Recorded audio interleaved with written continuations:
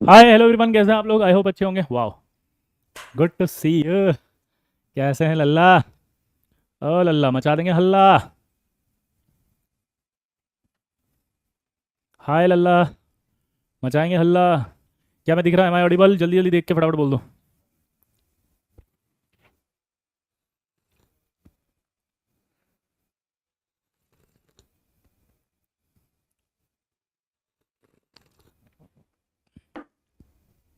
कैसे हैं? Good evening, good evening, good evening, good evening.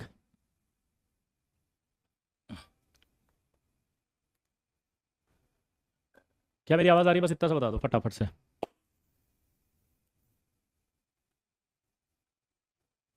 क्या मैं दिख रहा हूँ? यस। तो बताइए कैसे हैं आप, मेरे आईटीएन, मेरे सीईओ, मेरे करोड़पति। कैसा है भाई? जल्दी लिख के बताओ फटाफट।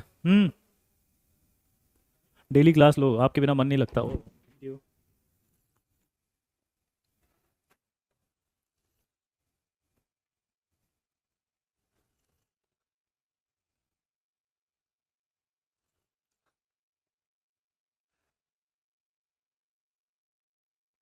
वाह, miss you lot. Thank you sir. Motivation चाहिए? अरे वाह, भगवान के दर्शन हो गए, गजब, अति उत्तम। आपकी बहुत आवश्यकता थी सर, अरे गजब। मेरे बड़े भाई का नाम भी विशाल है, अरे वाह। तो चलिए, आई होप मेरी आवाज़ आ रही है, क्लियर हो चुका है। अब हम अगला टॉपिक पढ़ेंगे और उस अगले टॉपिक का नाम है,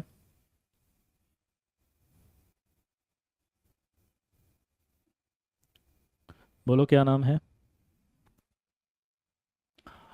मोलिकुलर ऑर्बिटल थ्योरी।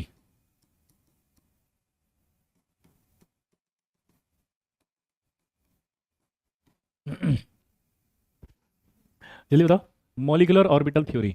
ए मोटी, क्या नाम है थ्योरी का बताओ? ए मोटी, ठीक है। किसी ने अगर पिछला कोई लेक्चर नहीं पढ़ा, किसी का कोई बैकलॉग है, तो कोई टेंशन मत लो, ये नया टॉपिक है, इंडिपेंडेंट टॉपिक है, इसका किसी से भी कोई लेना देना नहीं है। क्या बोला? जल्दी बताओ। इसका किसी से भी कोई भी लेना देना नहीं है, तो आप टेंशन मत लेना। समझ में आया? ए मोटी, ठीक है। तो अब ए मोटी क्या होती है वो समझते हैं। सबसे पहले केमिकल बॉन्डिंग को समझाने के लिए, दोबारा सुनना, केमिकल बॉन्डिंग को समझाने के लिए जो है हमारे पास सबसे पहले थ्योरी आई थी वीबीटी। वीबीटी जब आया तो वीबीटी ने कहा कि भैया बॉन्ड बनता है, और वीबीटी ने काफ़ी सारी चीज़ें समझाई। अब अकॉर्डिंग टू वीबीटी, समझ रहे हो, बहुत सारी चीज़ें आई लेकिन उसमें कुछ ड्रॉबैक्स आए। अकॉर्डिंग टू जो वीबीटी था, वो बहुत सारी चीज़ें आई लेकिन उसमें क्या आया? कुछ ड्रॉबैक्स आए। तो वो जो ड्रॉबैक आए वो पहले पढ़ने पड़ेंगे। तो पहला ड्रॉबैक ये था कि जैसे O2 है, तो अकॉर्डिंग टू वीबीटी अगर हम बात करें, अकॉर्डिंग टू वीबीटी अगर हम बात करें, तो according to VBT O2 is diamagnetic, but actually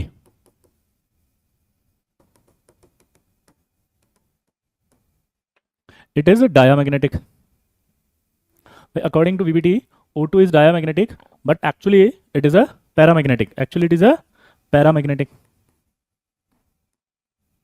actually में ये क्या था? पैरामैग्नेटिक था। तो हमने कैसे पैरामैग्नेटिक था ये हम नहीं समझ पाए, क्योंकि वीबीटी के हिसाब से जब हम इसको पढ़ते हैं तो हमें पता लगता था कि यार वीबीटी में 2 अनपेड इलेक्ट्रॉन है ऐसे।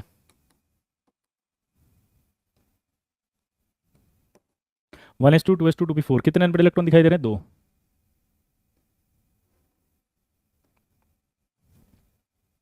दूसरा जो ऑक्सीजन आएगा उसमें भी यही आएगा, 2। जब ये दोनों बॉन्ड बनाएंगे तो O2 बनेगा ऐसे। तो जब ये ऐसे बनेगा तो क्या दिखाई दे रहा है? डायामैग्नेटिक। तो O2 एक्चुअली में डायामैग्नेटिक था वीबीटी के हिसाब से, लेकिन जब एक्चुअली में देखा गया तो कैसा था? पैरामैग्नेटिक। तो VBT can not explain paramagnetic behaviour of O2 molecule. तो ड्रॉबैक क्या आया बताओ? कि VBT can't explain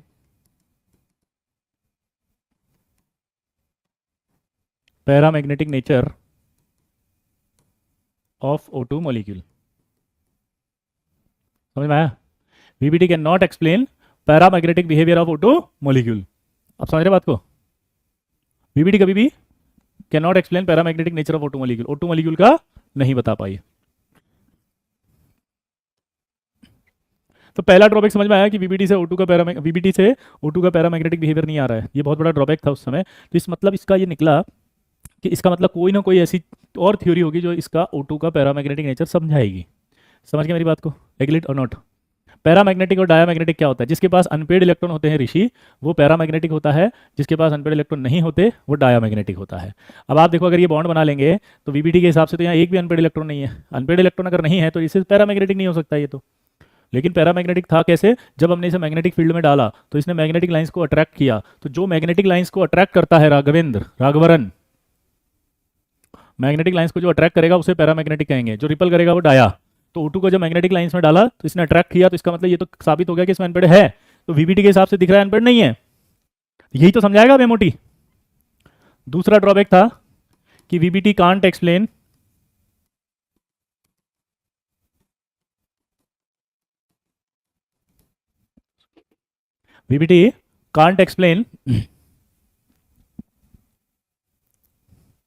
formation of odd electron molecules. Odd electron molecule क्या होते हैं? अपन ने पढ़े थे ना, जिसमें ऑड नंबर में इलेक्ट्रॉन आ रहा था। जैसे मान ली 3 इलेक्ट्रॉन आ गए थे, एक में एक इलेक्ट्रॉन आ गया था।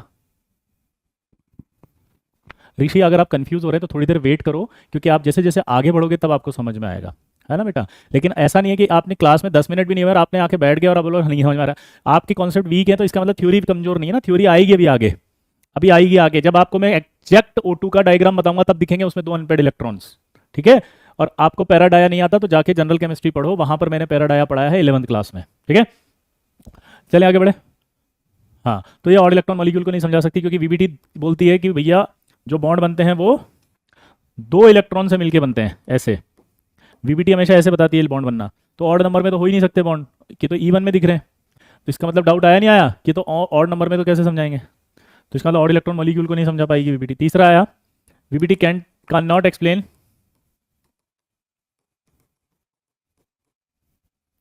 Fractional bond order.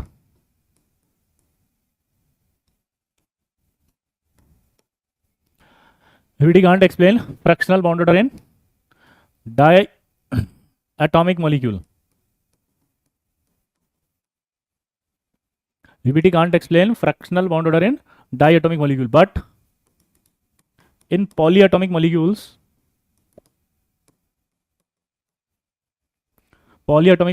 it is explained by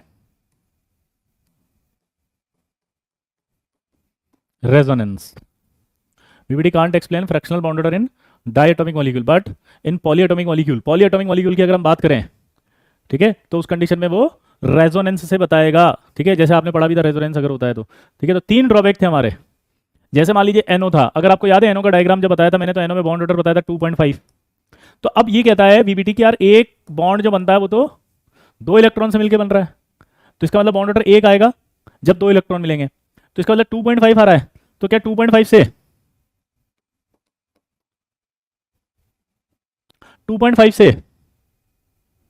0.5 कहां से आया? फ्रैक्शनल मतलब ये होता है, ये इंटीजर वैल्यूज होती है 1 2 3 4, लेकिन अगर 2.5 है तो फ्रैक्शनल, 1.5 है तो फ्रैक्शनल। फ्रैक्शनल क्या होता है, ठीक है अमन? तो फ्रैक्शनल बॉन्ड ऑर्डर को भी नहीं समझा पाएगी, 2.5 आएगा, ठीक है।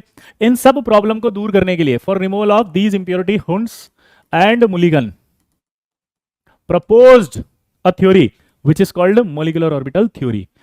हुंड्स और मुलिगन ने थ्योरी दी थी जिसका नाम था MOT, मॉलिक्यूलर ऑर्बिटल थ्योरी। अब समझना मॉलिक्यूलर ऑर्बिटल थ्योरी क्या कहती है। मॉलिक्यूलर ऑर्बिटल थ्योरी को पढ़ने से पहले एक चीज मुझे बताओ, ये फॉर्मूला आप सबको पता है कि नहीं पता?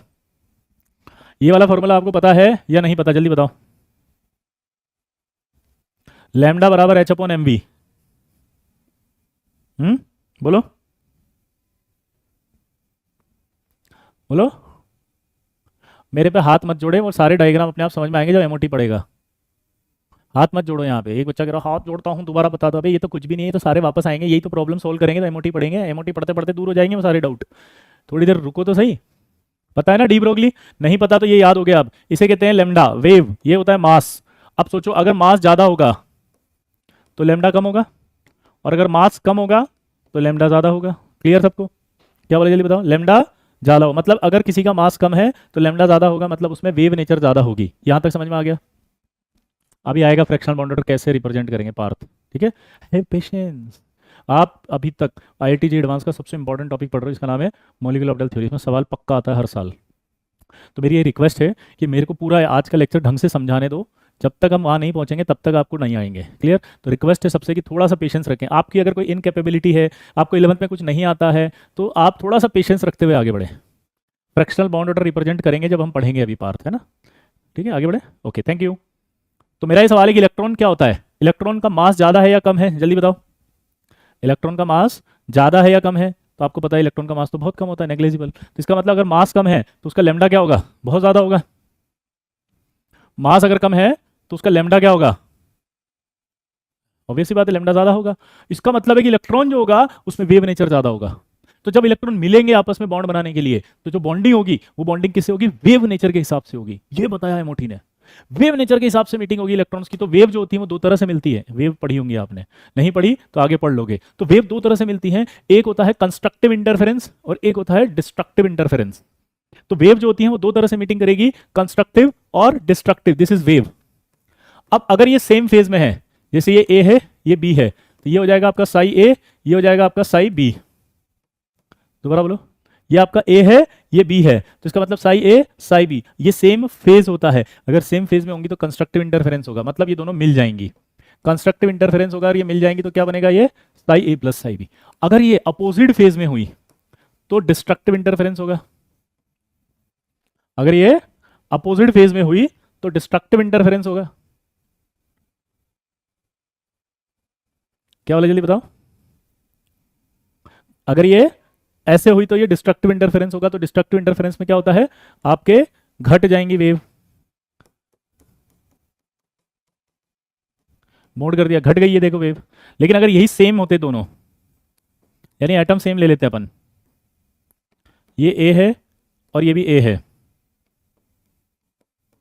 ये साई ए हो गया साई ए, तो जब सेम फेज में होंगे तो कंस्ट्रक्टिव इंटरफेरेंस होगा। कंस्ट्रक्टिव इंटरफेरेंस होगा तो ये आपस में जुड़ जाएंगे दोनों। तो ये तो वैसे ही टू साई ए हो जाएगा।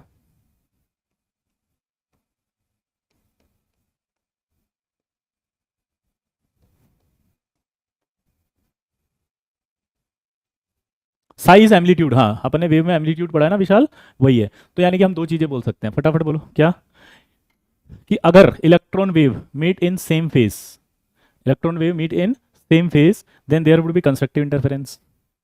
कंस्ट्रक्टिव इंटरफेरेंस होगा तो इलेक्ट्रॉन की प्रोबेबिलिटी इंक्रीज होगी। देखो ना बढ़ रहा है। कंस्ट्रक्टिव इंटरफेरेंस तो इलेक्ट्रॉन की प्रोबेबिलिटी इंक्रीज होगी। अगर से दो इलेक्ट्रॉन वेव अपोजिट फेज में मिलेंगी तो वहां पर डिस्ट्रक्टिव इंटरफेरेंस होगा। डिस्ट्रक्टिव इंटरफेरेंस होगा तो इलेक्ट्रॉन वेव की डेंसिटी घटेगी। यहाँ तक क्लियर है सबको? बोलो हाँ या ना। कि अगर सेम फेज में मिलेंगे तो कंस्ट्रक्टिव इंटरफेरेंस होगा। और अगर,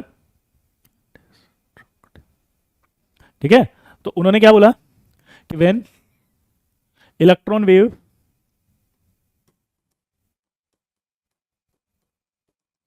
meet in same phase, then there would be electron wave meet in same phase, then there would be constructive interference, आया ना? there would be constructive interference, आया ना?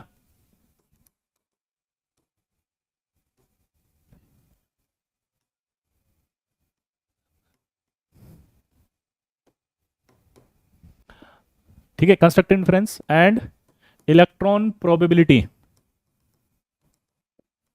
Increase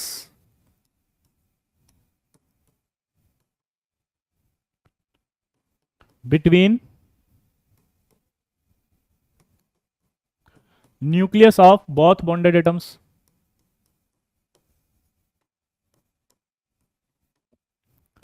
formed molecular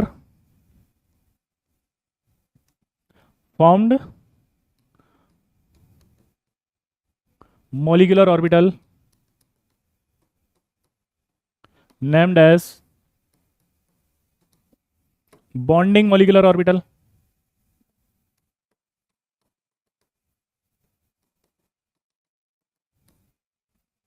named as bonding molecular orbital, which has lower energy than the atomic orbital.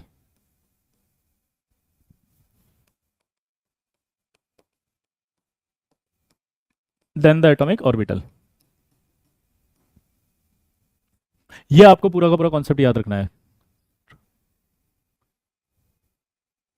दोबारा सुनना कि जब दो electron wave आपस में मीटिंग करने आएगी तो वहां पर सेम फेज अगर होगा तो कंस्ट्रक्टिव इंटरफेरेंस होगा। कंस्ट्रक्टिव इंटरफेरेंस में वेव की इलेक्ट्रॉन की प्रोबेबिलिटी बढ़ेगी। तो उन्होंने एमओटी वालों ने बोला कि बढ़ा हुआ जो रीजन है उसका नाम है बॉन्डिंग मॉलिक्यूलर ऑर्बिटल। अब वो बॉन्डिंग मॉलिक्यूलर ऑर्बिटल क्या अट्रैक्शन से बन रहा है। तो मैंने आपको बताया था जब भी अट्रैक्शन होता है तो एनर्जी कम होती है, यानी कि रिलीज होती है। आया ना? क्लियर? तो यहां पर क्या होगा? ठीक है Rishi, please change the batch. Okay, change the teacher. Done. तो यहां पर क्या होगा कि प्रोबेबिलिटी जो होगा वो इंक्रीज होगा इलेक्ट्रॉन का, तो दोनों न्यूक्लियस के बीच में इलेक्ट्रॉन की प्रोबेबिलिटी बढ़ेगी। और बनने वाला जो ऑर्बिटल होगा ना उसका नाम उन्होंने दिया bonding molecular orbital. Clear? Bonding molecular orbital जो होगा उसकी एनर्जी कम होगी किससे? एटॉमिक ऑर्बिटल से।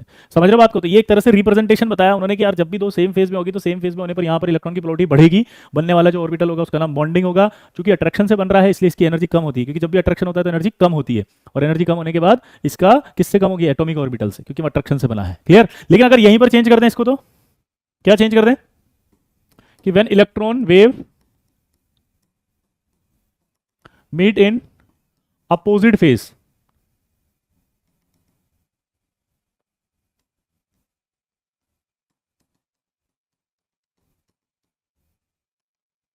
देन क्या होगा? There would B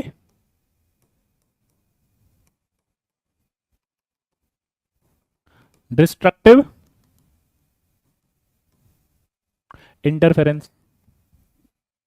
electron probability क्या होगी बताओ? Decreases between nuclei of both bonded atoms.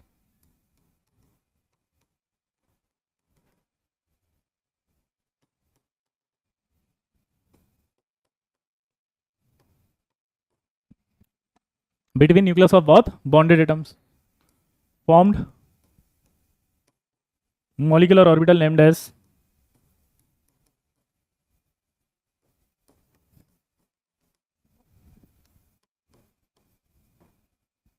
Anti bonding molecular orbital.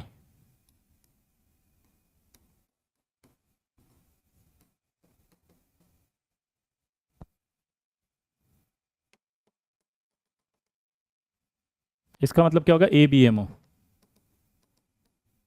named as anti bonding molecular orbital which has higher energy than the atomic orbital।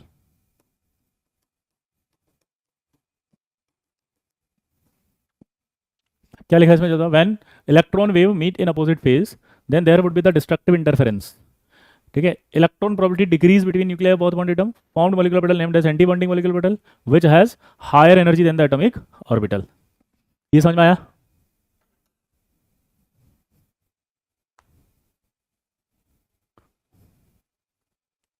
Clear? और ये reason आपको लिखना पड़ेगा, due to repulsion electron probability decrease हो रही है ना between nuclear of both bonded atom. यहां पर आप चाहो तो ये भी लिख सकते हो ड्यू टू रिपल्शन।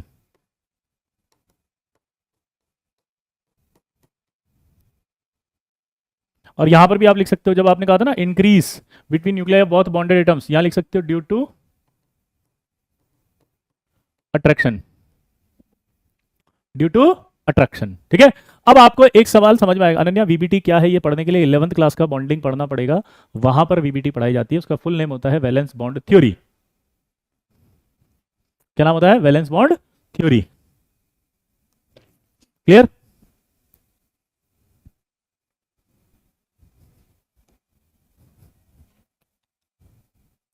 अब आपसे जेई एडवांस में सवाल कैसा, मैं आपको फिर से बता दूं, हम पढ़ने वाले हैं most important topic for JEE advance है ये, इसमें सवाल आता है। नहीं ऋषि, ये तुम्हारे लिए तमाशा नहीं खोल रखा है कि आप गुस्सा हो गए, सॉरी, ये मजाक चल रही है। जेई एडवांस का सबसे इंपॉर्टेंट टॉपिक है। तुम्हारी इनकेपेबिलिटी के लिए क्या पढ़ाए नहीं टॉपिक को? है कि तुम्हें ये नहीं आता कि वो क्या होता है तो छोड़ दो टॉपिक को। भाई जो है वो तो पढ़ाएंगे ना एडवांस में, तुम्हें भी तो सिलेक्शन चाहिए। मैं गुस्सा नहीं हुआ, ये देखो अभी भी मेरे पे ब्लेम डाल रहा है। भाई मेरा खुद की कैपेबिलिटी नहीं है, खुद को पैरामैग्नेटिक नहीं आता, खुद को वीवीटी नहीं पता है, और खुद कह रहा है आप अच्छा नहीं पढ़ा रहे, अब पहले जैसा नहीं पढ़ा रहे। क्या लिखा था पता है? आप पहले जैसा नहीं पढ़ा रहे। भाई तेरी गलती है, तेरे को समझ में नहीं आ रहा, तुझे पता ही नहीं है टॉपिक, तो तेरे को 11th में पढ़ना पड़ेगा वीबीटी जाके। यहां पर बहुत इंपॉर्टेंट टॉपिक चल रहा है जी एडवांस का, और हम 12th के अंदर एंडिंग पार्ट में, this is the last topic of chemical bonding. After 2 lectures we will start new chapter, coordination chemistry. समझ रहे आप? Wow, coordination chemistry. सबसे मस्त टॉपिक आने वाला है जिसमें सिर्फ 4 क्वेश्चन आते हैं। तो अभी सवालों पर ध्यान दो आप बस, और कुछ नहीं है। एक डायग्राम है, इस डायग्राम पे यहाँ पे एनर्जी दिया हुआ है और यहाँ कुछ डायग्राम बना रखे हैं उसने। ये आपके क्या है, सिंपल एटॉमिक ऑर्बिटल। ये बीच में जो बनाए हैं वो मैंने बनाए हैं मॉलिक्यूलर ऑर्बिटल। आपको डायग्राम दे दिया, यहाँ बीच में उसने बनाया है मॉलिक्यूलर ऑर्बिटल, यहाँ बनाया है एटॉमिक ऑर्बिटल, यहाँ बनाया एटॉमिक। जेई एडवांस में सवाल अब आएगा कि इसमें से कौन सा बॉन्डिंग है और कौन सा एंटी बॉन्डिंग है, बताओ क्या पूछा उसने, जल्दी बताओ कौन सा बॉन्डिंग है और कौन सा एंटी बॉन्डिंग है, जल्दी बताओ। ऊपर वाला क्या है, नीचे वाला क्या है, सोचो।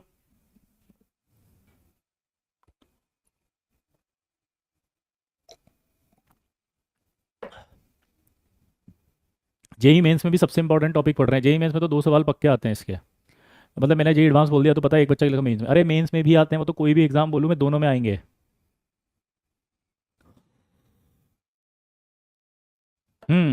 तो देखो इधर अभी नीचे वाला जो दिखाई दे रहा है ना, ये नीचे वाला होगा अपना बॉन्डिंग मॉलिक्यूलर ऑर्बिटल।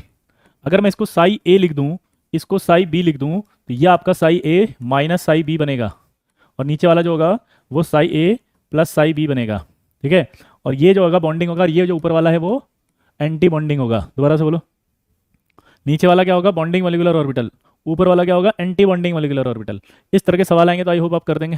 देखो आपको एक सवाल आ गया, टेस्ट के बारे में हम सबसे लास्ट में बात करेंगे, तो डो नॉट डिस्टर्ब रुद्रेश, ठीक है। हाँ, ऐसा नहीं होता है कि हम सब्जी रोटी खा रहे हैं और आइसक्रीम रखी उसको लाके सब्जी में डाल दिया कि चलो खा लो एक साथ ही, क्या फर्क पड़ रहा है, पेट में ही तो जाना है ना। तो जब अपन बात करेंगे टेस्ट की, तो अभी एमओटी आ रहा है, ये भी तो आएगा अगले टेस्ट में, पहले उसकी भी बात कर ले, ठीक है रुद्रेश। यस सर, तो इस तरह के सवाल आएंगे तो समझा देंगे, हाँ क्या ना, बोलो।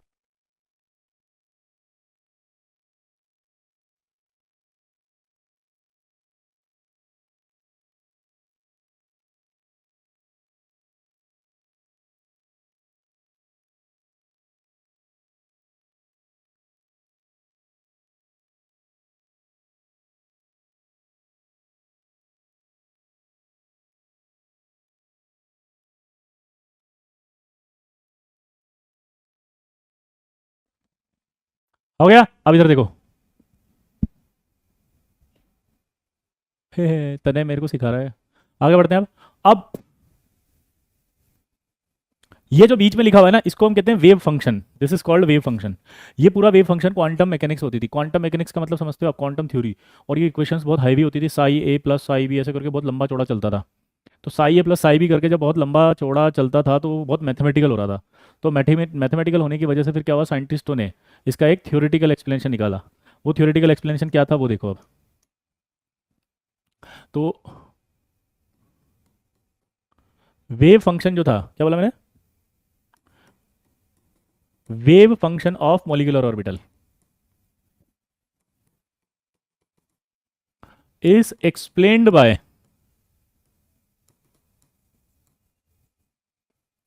LCAO। इसका फुल नेम क्या होगा, linear combination of atomic orbital. क्या नाम है इसका full form,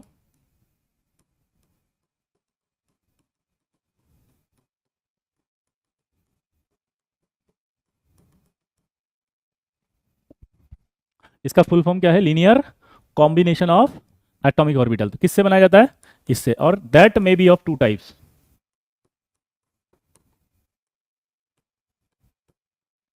first axial, second sideways. Simple फंडा था कि जब वेव्स आपस में आके मिलती है, क्या बोला, वेव आपस में जब मिलती हैं तो वेव आपस में मिलने के बाद मॉलिक्यूलर ऑर्बिटल बनाएगी। तो यार ये वेव मिलती हैं तो इसको मैथमेटिक्स से समझाया था क्वांटम मैकेनिक्स वालों ने, तो उसकी मैथमेटिक्स इतनी हैवी हो गई थी कि हम फंस गए, हम समझ में नहीं आती थी। तो फिर उन्होंने क्या किया, उसका थ्योरेटिकल एक्सप्लेनेशन निकाला कि यार वेव फंक्शन को किससे समझाएंगे हम, LCAO से, LCAO, linear combination of atomic orbital theory से। और वो ये कहा कि ये भी 2 तरह की होगी, that may be of 2 types. तो ये 2 तरह की होगी, और वो 2 तरह की में पहला होगा एक्सियल और दूसरा होगा साइडवेज। तो वेव फंक्शन 2 तरह से हमें पढ़ना था, एक साइडवेज, इससे हम क्या बनाने वाले हैं बताओ, बॉन्डिंग और एंटी बॉन्डिंग, ठीक है। अब बात आती है आगे, पहला एक्सियल।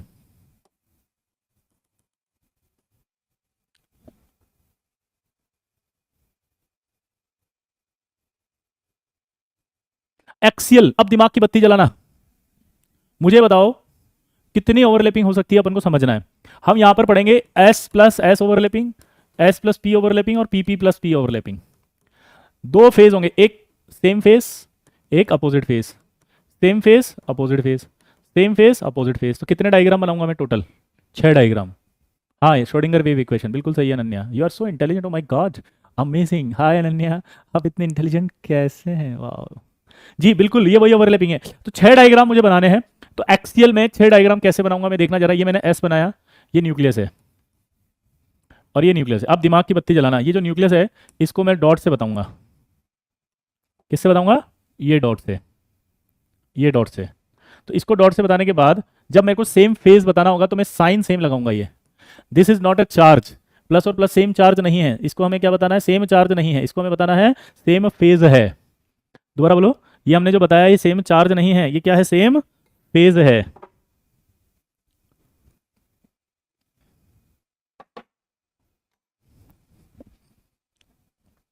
तो अब मुझे बताओ कि इन दोनों में फेज कौन सा है। अब स्टेटमेंट एक एक करके चलेंगे और डायग्राम आप बताओगे।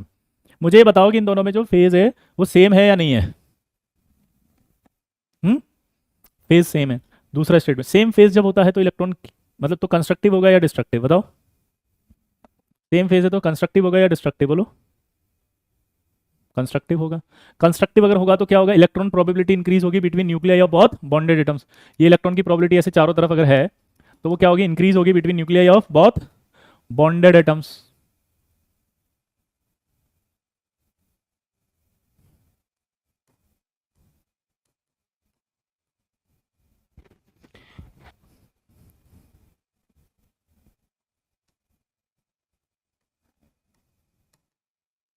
ये दोनों न्यूक्लियस के बीच में आ गई, नहीं आ गई सारी इलेक्ट्रॉन डेंसिटी? तो ये आपका जो सारी इलेक्ट्रॉन डेंसिटी है वो दोनों न्यूक्लियस के बीच में आ गई। अब दोनों न्यूक्लियस के बीच में आने के बाद जो बनने वाला ऑर्बिटल है उसका नाम क्या होगा? बॉन्डिंग। तो ये अपने आप बॉन्डिंग बन गया। अब आप मुझे बताओ, ये प्लस और ये माइनस, अब देख के बताओ फटाफट, ये कौन सा फेज है? जल्दी बताओ बेटा। अंशु, फिजिकल सिग्निफिकेंस आगे आएगा, धीरे धीरे थ्योरी जब आगे बढ़ेगी तब फील आने लगेगी आपको, है ना? अभी जितना समझा रहे हो उतना फटाफट फटाफट जल्दी बताओ। ये अपोजिट फेज है। अपोजिट फेज में पता है क्या होता है? रिपल्शन। दोनों के बीच में क्या हुआ? रिपल्शन। ये इधर धक्का पड़ा इसको, वो धक्का उसको पड़ा। ये देखो, इलेक्ट्रॉन डेंसिटी जितनी भी होगी रिपल्शन के बाद इधर आ जाएगी, यहाँ इलेक्ट्रॉन डेंसिटी जितनी भी होगी रिपल्शन उधर चली जाएगी। तो ये बनने वाला जो है वो क्या बन गया? Anti bonding molecular orbital. पहले वाला क्या बना? Bonding molecular orbital. नीचे वाला क्या बना? Anti bonding. अब मुझे बताओ यहाँ पर क्या हुआ? ये एस और ये मैंने पी ऑर्बिटल लिया और पी ऑर्बिटल के अंदर ये प्लस ये माइनस लिया। इस प्लस से प्लस मतलब सेम फेज है कि अपोजिट फेज है? जल्दी बताओ।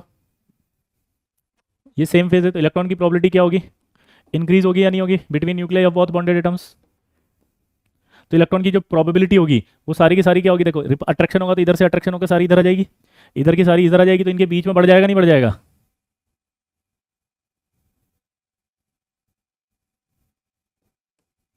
ये देखो,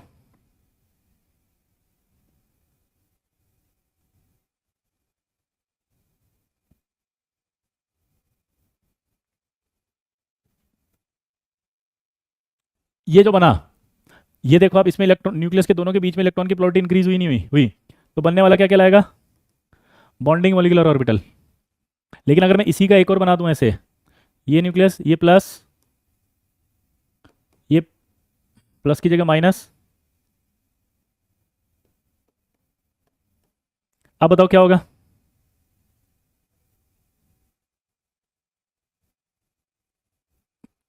सेम फेज है अपोजिट फेज? अपोजिट फेज तो धक्का पड़ेगा, धक्का पड़ेगा तो क्या होगा? ये इधर आएगा धक्के के बाद और इधर धक्का पड़ेगा तो ये छोटा हो जाएगा धक्के के बाद और ये न्यूक्लियस होगा। जो मैं ब्लू से बना रहा हूं ये न्यूक्लियस है।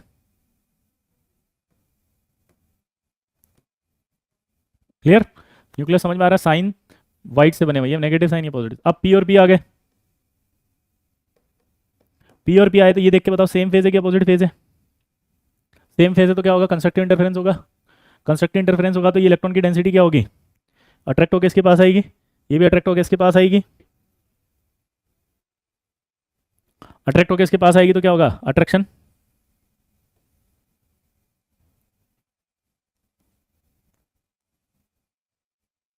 ये तो क्या होगा यहाँ पे? Negative negative positive. हाँ है ना, बनने वाला क्या कहलाएगा?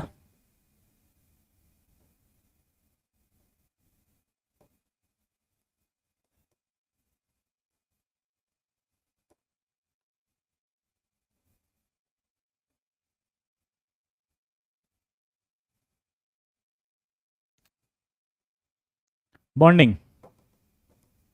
आप देख के बताओ, पॉजिटिव नेगेटिव, धक्का पड़ेगा, सेम तो है नहीं,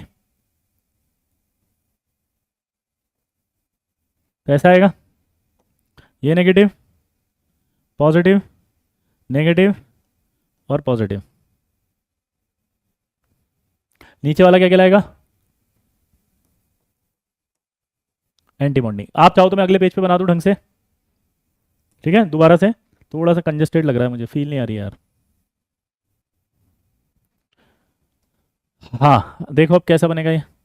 अगर मैं यहाँ पर बात करूँ ऐसे, तो ये पी है, ये प्लस माइनस है, ये पी है, प्लस माइनस है, एग्रीड। अब ये दोनों मिलेंगे, सेम फेज में होगा तो क्या होगा? कंस्ट्रक्टिव। तो ये बढ़ जाएगी ना ऐसे,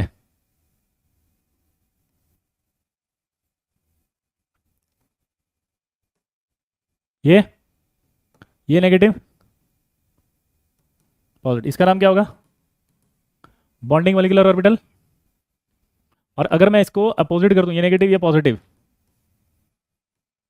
sorry, positive negative negative positive, अब रिपल्शन होगा नहीं होगा? खुद ही बताओ।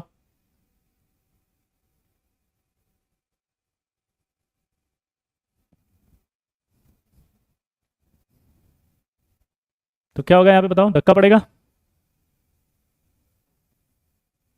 खुश, मैंने जो बताया आप वो याद रखें, अगर आप वो याद नहीं रखेंगे तो आपके सवाल गलत हो सकते हैं। You are whole sole responsible, ठीक है? अब उसको बंद करके इस पर ध्यान दो, क्योंकि ये भी सवाल आपके गलत होंगे। खुश, आई रिक्वेस्ट यू प्लीज़ उस स्टेटमेंट में जो भी लिखा उसको हटा के जो मैंने पढ़ाया वो याद रखो। आपको दोनों स्टेटमेंट समझ में आ जाएंगे बाद में, जब थोड़े से बड़े हो जाओगे, है ना? अभी इस पर ध्यान दो, नहीं तो ये भी उड़ जाएगा। आप पता है क्या करने वाले? जो कभी सवाल नहीं पूछेगा उसको उसके पीछे पड़ गए हैं, और जो सवाल पक्का आएगा उसको छोड़ दिया आपने। मुझे सबसे ज़्यादा इरिटेट इसी चीज़ पर इरिटेशन होता है। मतलब एक आदमी ने आपको खाने में हलवा पूड़ी दाल चालू सब ले, सड़ी हुई सब्जी के पीछे पड़े हुए हैं, साहब इस सब्जी को खा लूँ तो, अरे जो थाली में सजा के खाना दिया है, बादाम काजू के हलवे दे रहा हूँ, साले उसकी कोई वैल्यू नहीं है। सड़ी हुई सब्जी है तो क्या वो टेस्ट करके देख लूँ, अगर नहीं सड़ी हो तो ये भी खा लूँ, वेस्ट तो नहीं होगी ना? 5 बार लिख दिया उसने, अगर मैं इग्नोर कर रहा हूँ तो छोड़ दिया करो ना सब। खुश बेटा, मैं कर रहा हूँ ना बात, why are you disturbing me? You can not enter in my class, okay? This is my class. कक्षा में होने वाले किसी भी प्रकार के वार्तालाप को कृपया व्यक्तिगत ना लें, यह मात्र एक मनोरंजन का साधन है। इससे किसी भी जीवित और मृत व्यक्ति की भावनाओं को अगर आहत पहुंचती है तो चैनल इसके लिए उत्तरदायी नहीं है, ठीक है?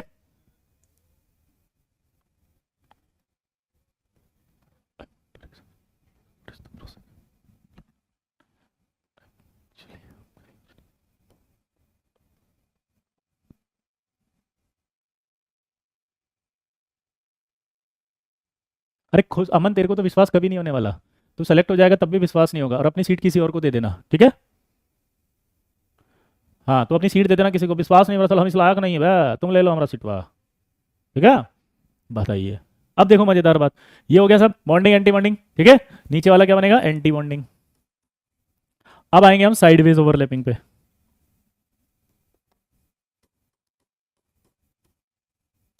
साइडवेज ओवरलैपिंग में क्या होगा सोचो आप? पी और पी मिलेंगे, पी और डी मिलेंगे, डी और डी मिलेंगे। पी और पी जो मिले वो एक तो सेम फेज में opposite, same phase opposite, same phase opposite.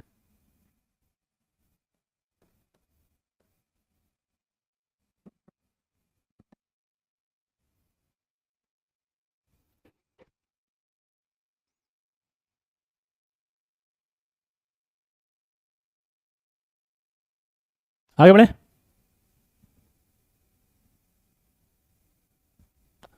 Sideways overlapping की जब बात करें तो पहले आप ये बताओ, ये पी और पी है,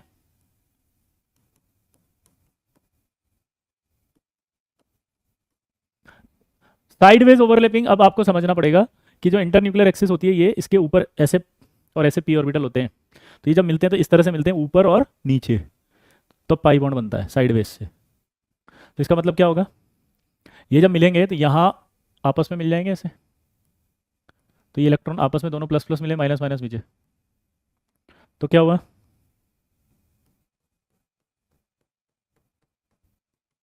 माइनस। क्या बना ये? Bonding molecular orbital. क्योंकि यहाँ इलेक्ट्रॉन की प्रोबेबिलिटी बड़ी है न्यूक्लियस के ऊपर और नीचे, साइडवेज में न्यूक्लियस के ऊपर नीचे देखना है, साइडवेज में न्यूक्लियस के ऊपर नीचे देखना है। लेकिन अगर मैं इसको अपोजिट फेज में ले लूँ तो क्या होगा? देखो, प्लस माइनस, और ये माइनस ये प्लस। अब बताओ क्या होगा? अगर हम ये प्लस और माइनस लिया, ये माइनस और ये प्लस लिया, और ये पास आया आपस में, तब क्या होगा?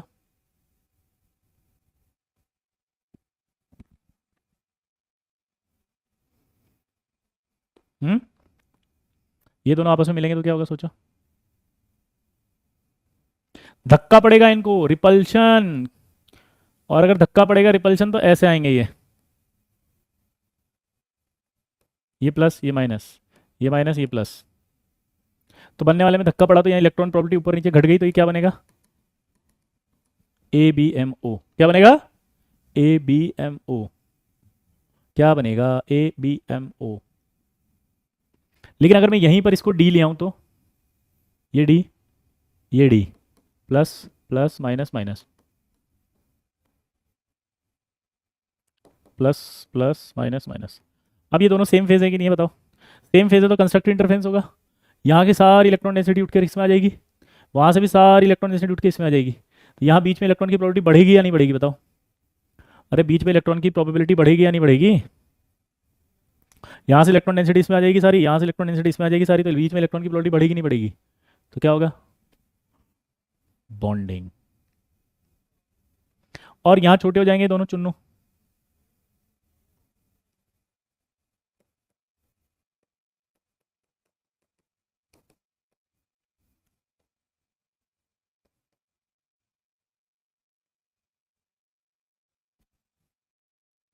ये आ गया,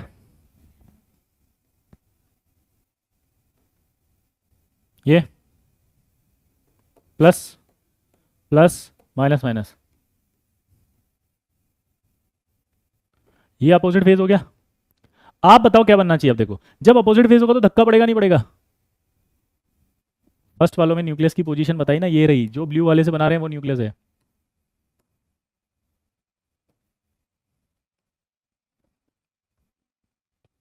धक्का पड़ेगा तो इधर आ जाएगा, वो उधर चला जाएगा। तो क्या बनेगा बताओ धक्का पड़ते ही? ये बड़ा हो जाएगा, ये बड़ा हो जाएगा, ये चुन्नू ये चुन्नू, ये चुन्नू ये चुन्नू, और ये। अब बताओ क्या हुआ? यहाँ क्या आएगा?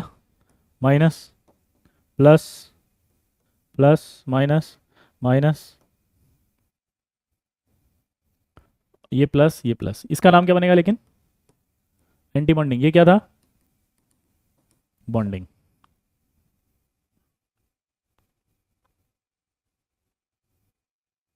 क्लियर? अब क्या आएगा? पी और डी की बताओ। ये क्या है भाई? ये आ गया, प्लस प्लस प्लस माइनस, और ये पी आ गया। अब आप बताओ क्या बनना चाहिए? ये सेम फेज में है क्या? सेम फेज में है तो क्या होगा? ये मिल जाएंगे। अट्रैक्शन होगा तो ये यहाँ की इलेक्ट्रॉन डेंसिटी भी अट्रैक्ट होकर आएगी बिटवीन न्यूक्लियाई ऑफ बोथ। बोलो। तो ऐसे आ जाएगा ये।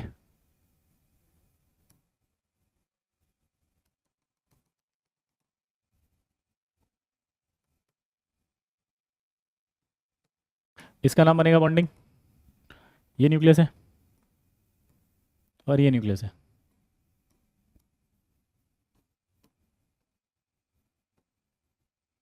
ये आ गया, प्लस प्लस माइनस प्लस। ठीक है, अब बताओ क्या होगा? यहाँ पर आप देखो, प्लस है और माइनस है, माइनस है प्लस है, तो धक्का पड़ेगा। धक्का पड़ेगा तो क्या होगा? देखो, यहाँ इलेक्ट्रॉन की प्रोबेबिलिटी बढ़ेगी, यहाँ भी बढ़ जाएगी। ये माइनस, ये प्लस, अरे एक मिनट। हाँ, तो क्या होगा? धक्का पड़ेगा तो ये बढ़ जाएगी, ये बढ़ जाएगी, ये छोटा ये छोटा, और ये क्या होगा? धक्का पड़ेगा तो ये मुड़ जाएगा। ये माइनस, ये प्लस।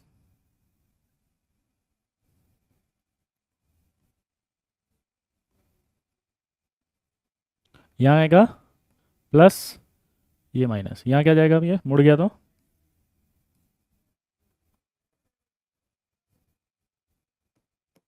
ये प्लस। अब ये मुड़ गया तो क्या बनेगा? ये एंटी बॉन्डिंग। इस तरह से आपको डायग्राम,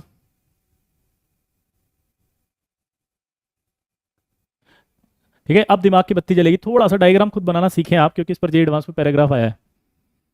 आप लोगों को पहली स्टेटमेंट ना दोबारा से एक बार एक्सप्लेन कर रहा हूँ अच्छे से, ताकि जे एडवांस का पैराग्राफ आपसे हो जाए।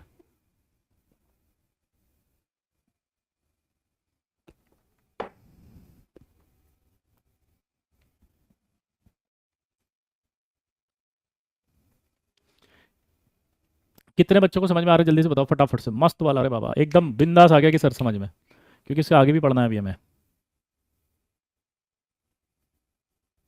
जल्दी जल्दी लिख दो सर। मस्त समझ में आ गया सर, फुल पढ़ा रहे हो सर, पूरा आ गया सर, क्रिस्टल क्लियर है, क्लीन है, बिंदास है सर, बहुत मजा आ रहा है सर, अंडरस्टूड सर, एकदम मस्त OP, you are the best,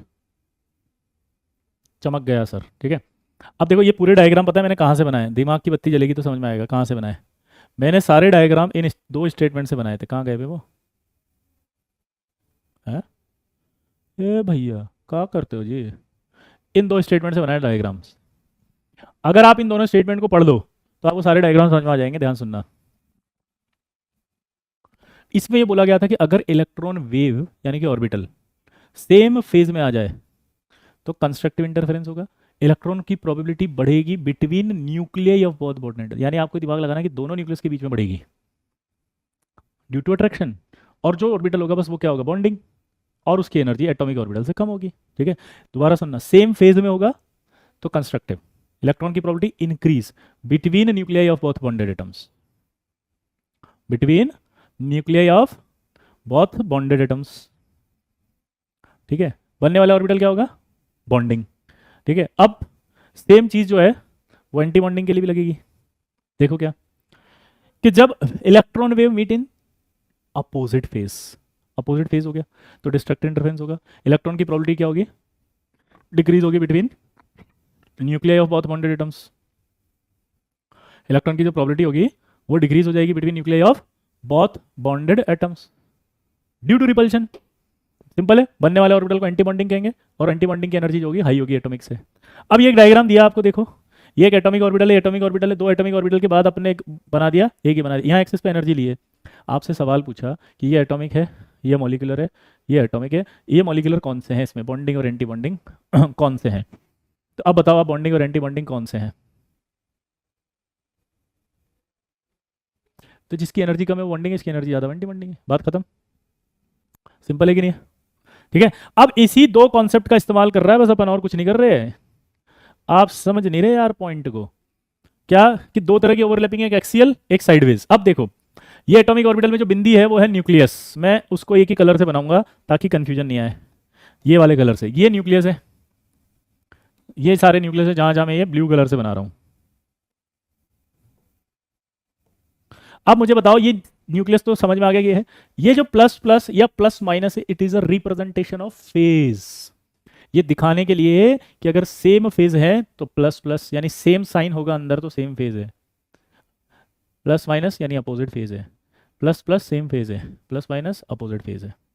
यहां तक की बात समझ में आई? यहां तक की बात समझ में आई?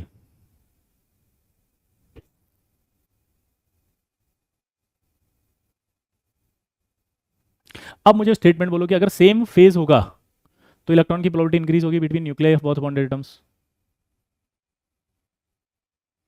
कहाँ इलेक्ट्रॉन की प्रोबेबिलिटी बढ़ेगी, न्यूक्लियस के बीच में, यानी कि यहां जितनी इलेक्ट्रॉन डेंसिटी जो मेरा हाथ दिख रहा है वो सारी अट्रैक्ट होकर के यहाँ आएगी बीच में, ये जो मेरा हाथ दिख रहा है ये सारी इलेक्ट्रॉन ऐसे अट्रैक्ट होकर आएगी बीच में, तो ये दोनों जो न्यूक्लियस दिख रहे हैं इन दोनों के बीच में इलेक्ट्रॉन की प्रोबेबिलिटी बढ़ गई नहीं बढ़ गई, देखो बढ़ी, इसलिए प्लस बता रहे हैं यहाँ पे। ठीक है, और इसका नाम बढ़ गई इसलिए क्या कहलाएगा, बॉन्डिंग। अब इधर आओ, यहाँ कौन सा फेज है, जल्दी बोलो, अपोजिट फेज।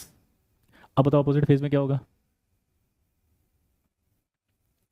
यहां पर आप देखोगे अपोजिट फेज है तो अपोजिट फेज में क्या होगा, इलेक्ट्रॉन की प्रोबेबिलिटी डिक्रीज होगी between nuclear both bonded atoms, तो यहाँ जो भी होगा वो डिक्रीज होगी, मतलब यहाँ पर इलेक्ट्रॉन की प्रोबेबिलिटी जितनी भी होगी वो धक्का पड़ेगा उसको पीछे आ जाएगी, यहाँ जितनी भी होगी यहाँ पे ये जो है उसको धक्का पड़ेगा वो पीछे आ जाएगी, तो धक्का पड़ गया पीछे आ गया, इसलिए देखो यहाँ पे क्या दिख रहा है, इन दोनों के बीच में कोई भी इलेक्ट्रॉन की प्रोबेबिलिटी नहीं है, सब धक्का पड़ गया, तो एंटी बॉन्डिंग बन गया। इधर आओ, ये कौन सा दिख रहा है फटाफट बोलो, सेम फेज। सेम अगर फेज है तो इलेक्ट्रॉन की प्रोबेबिलिटी क्या होगी, इंक्रीज होगी between nuclei of both bonded atoms. तो यहाँ से इलेक्ट्रॉन की प्रोबेबिलिटी अट्रैक्ट होकर के यहाँ आएगी, यहाँ से इलेक्ट्रॉन की प्रोबेबिलिटी अट्रैक्ट होकर के यहाँ आएगी, तो ये दोनों मिल जाएंगे तो बड़ी हो जाएगी ना लूप। यहाँ से इलेक्ट्रॉन डेंसिटी इधर चलेगी तो ये छोटा हो गया ना भाई अपने आप ही। जिन बच्चों को ये समझ में नहीं आ रहा था कि छोटा है,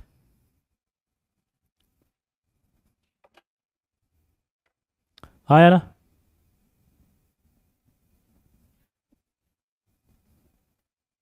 क्लियर, इधर आओ।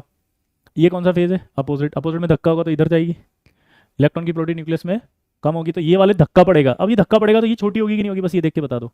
धक्का पड़ेगा ये छोटी हो जाएगी, यहाँ इलेक्ट्रॉन बढ़ेगी तो ये बड़ा हो जाएगा। ये देखो आप, ये बड़ा हो गया, ये धक्का पड़ गया इसलिए पीछे आ गई इलेक्ट्रॉन की डेंसिटी। तो इसका मतलब इन दोनों के बीच में इलेक्ट्रॉन की प्रोबेबिलिटी घट गई, तो एंटी बॉन्डिंग। सिंपल। उधर आओ। अब आप सोचो ये कौन सा साइन है, प्लस प्लस। मैं फिर से ब्लू वाले से बनाता हूँ न्यूक्लियस, कंफ्यूजन ही नहीं हो।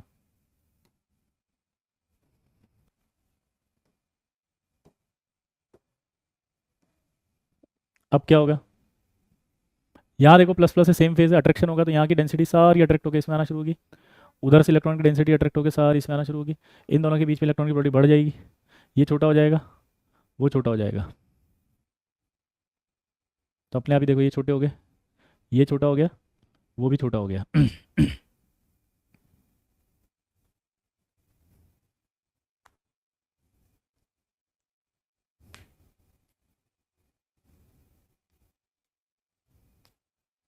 यहाँ देख के बताओ कौन सा फेज है, अपोजिट फेज है। धक्का पड़ेगा तो यहाँ से सारी इलेक्ट्रॉन डेंसिटी बड़ी हो जाएगी, यहाँ छोटी। उसका धक्का पड़ेगा तो यहाँ क्या हो जाएगा, छोटी। तो देखो अब ये छोटा हो गया, ये बड़ा हो गया, ये छोटा हो गया, ये बड़ा हो गया, ये बड़ा हो गया ना, ये छोटा हो गया, वो बड़ा हो गया, ये छोटा हो गया। हाँ या ना, कोई डाउट बोलो।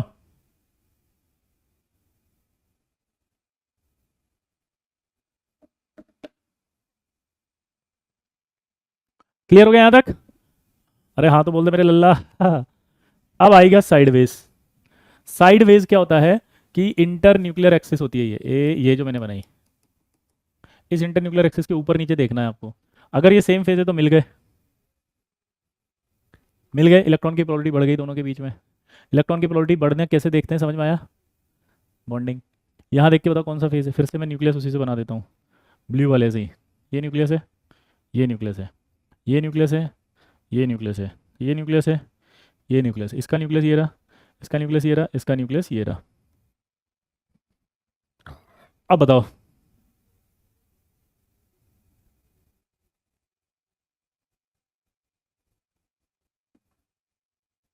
क्लियर। अगर आप ध्यान से देखो तो इन दोनों के बीच में क्या हो रहा है, अपोजिट फेज। जब भी अपोजिट फेज देखोगे तो रिपल्शन।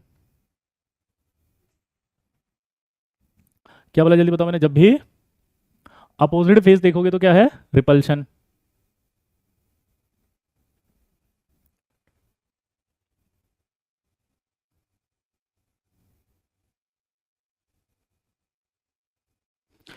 जब भी यहाँ देखोगे रिपल्शन तो इसका ये जैसे पास आएगा, अगर ये इसके पास आया तो धक्का पड़ गया तो मुड़ गया ना, देखो ये मुड़ गया। वो उसके पास आ रहा था, धक्का पड़ा तो मुड़ गया, तो ये मुड़ गया देखो ऐसे, वो मुड़ गया ऐसे, तो ये मुड़ गया, रिपल्शन हो गया। तो इन दोनों न्यूक्लियस के ऊपर नीचे इलेक्ट्रॉन की डेंसिटी नहीं है, तो क्या बन गया, ये एंटी बॉन्डिंग। यहाँ देख के बताओ, ये प्लस ये माइनस, तो क्या होगा, सेम फेज है कि अपोजिट फेज है, देखो प्लस प्लस से सेम फेज है। अट्रैक्शन होगा कि नहीं होगा, अट्रैक्शन होगा तो यहाँ से जितनी भी इलेक्ट्रॉन डेंसिटी होगी अट्रैक्ट होकर बीच में आएगी, वहाँ से भी जितनी भी इलेक्ट्रॉन डेंसिटी होगी अट्रैक्ट होकर के बीच में आएगी। तो इन दोनों के बीच में इलेक्ट्रॉन की डेंसिटी बढ़ गई, ये रही, और यहाँ कम हो गई देखो दोनों में। अगर इन दोनों में कम हो गई, बीच में बढ़ गई, तो क्या कहलाएगा वो, बॉन्डिंग। क्या कहलाएगा, बॉन्डिंग। यहाँ देख के बताओ, अपोजिट फेज में रिपल्शन इसलिए लगता है क्योंकि डिस्ट्रक्टिव इंटरफेरेंस होता है ना। डिस्ट्रक्टिव इंटरफेरेंस क्या कहता है कि प्रोबेबिलिटी डिक्रीज होगी न्यूक्लियस के बीच में ना। अपोजिट फेज है अगर ध्रुव तो रिपल्शन होगा ना, डिस्ट्रक्टिव इंटरफेरेंस है तो इसलिए रिपल्शन हो रहा है ना, ठीक है।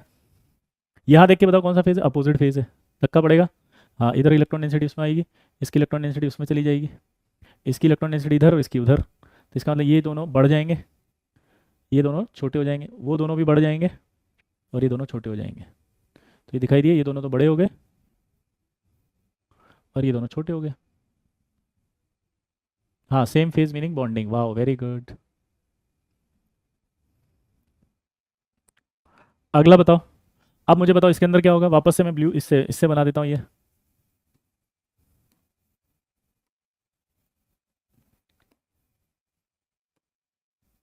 दिमाग की बत्ती जला के बताओ। यहाँ सेम फेज है क्या? हाँ। यहाँ सेम फेज है, हाँ, तो ये क्या होगा, अट्रैक्शन होगा, हाँ। लेकिन अट्रैक्शन होगा तो यहाँ से इलेक्ट्रॉन डेंसिटी सारी अट्रैक्टों के बीच में जाएगी, हाँ। तो इसका मतलब ये दोनों छोटे हो जाएंगे, नहीं हो जाएंगे? ये दोनों छोटे हो जाएंगे, हाँ। ठीक है, और ये बीच में आ जाएंगे सारे, बड़ी हो गई। तो अब इलेक्ट्रॉन डेंसिटी बढ़ गई तो क्या कहलाएगा वो? Bonding molecular orbital. क्या कहलाएगा? बॉन्डिंग। यहाँ देखिए बता, प्लस, और ये क्या है, माइनस। ये क्या है, माइनस, ये प्लस। अब क्या होगा?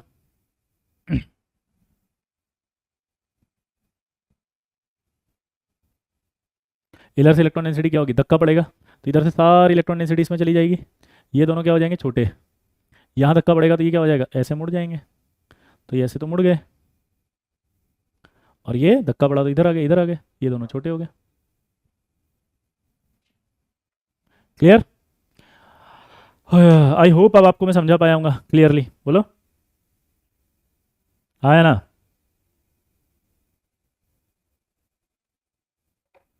क्लियर?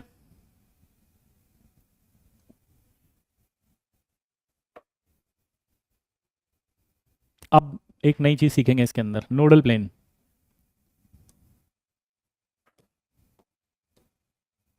ये नोडल प्लेन क्या होता है?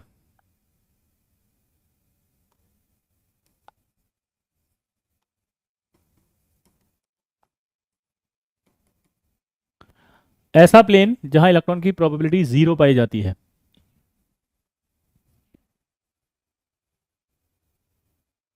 क्या बोला बताओ? Any imaginary plane which has zero electron probability. दोबारा बोलो।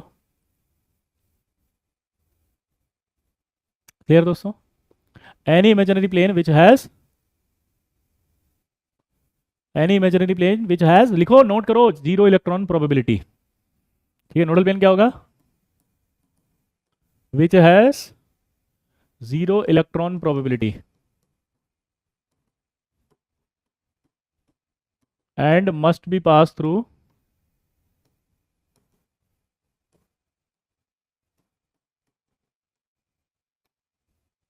nucleus of atomic orbital. In case of molecular orbital,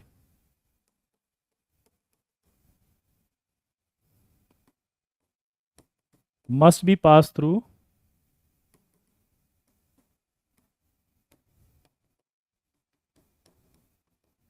midpoint of, must be passed through midpoint of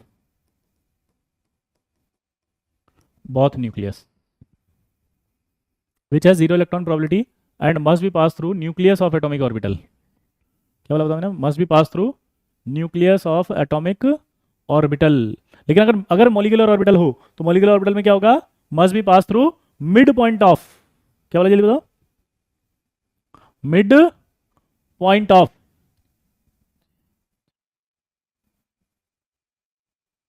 अब नोडल प्लेन आपको निकाल के बताना है, मुझे नहीं पता। यहां से चालू करते हैं। पहला, अगर मैं यहां पर बात करूं तो यहां देखो आप, क्या ये न्यूक्लियस, ये न्यूक्लियस, यहां इलेक्ट्रॉन की प्रोबेबिलिटी होगी। अगर मैं बीच में से पास करूं न्यूक्लियस से तो वहां ऐसा कोई प्लेन है जहां इलेक्ट्रॉन नहीं है, देखो।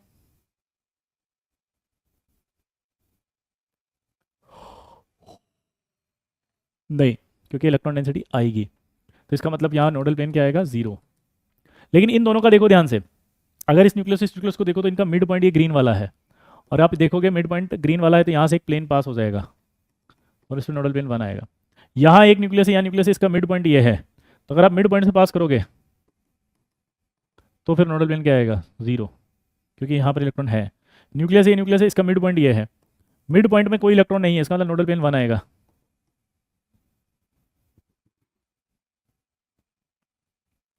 अगर मैं बात करूँ यहाँ पर मिड पॉइंट, तो यहाँ से आप निकालोगे तो कुछ नहीं आएगा, तो नोडल प्लेन क्या आएगा?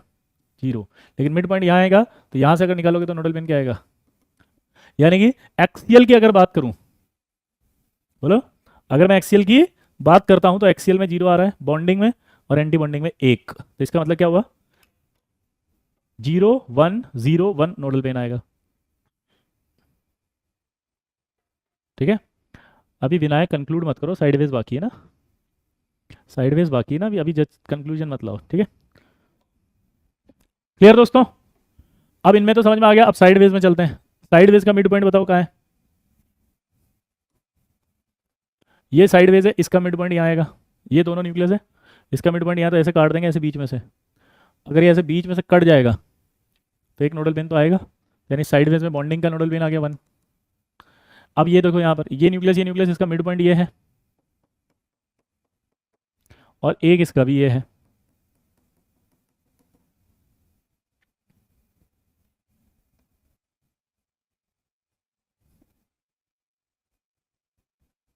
तो ऐसे और ऐसे अगर देखोगे तो कितना हुआ नोडल पेन? 2। यहां देखोगे मिड पॉइंट ये रहा, तो इसको ऐसे काटो, एक ही नोडल पेन आएगा ये, तो यानी कि ये नोडल पेन कितना आया? 1। यहां देखो आप मिड पॉइंट ये आएगा, तो ये एक नोडल पेन तो ये आ गया इसका, और एक नोडल पेन ये आ गया इसका, सॉरी 2 नोडल पेन।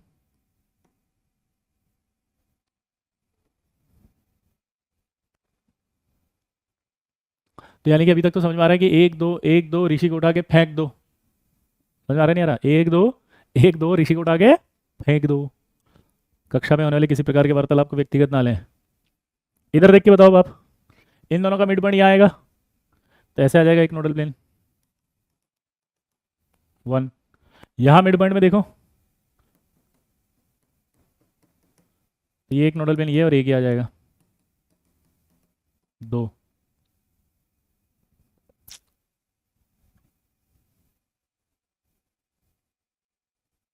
क्लियर?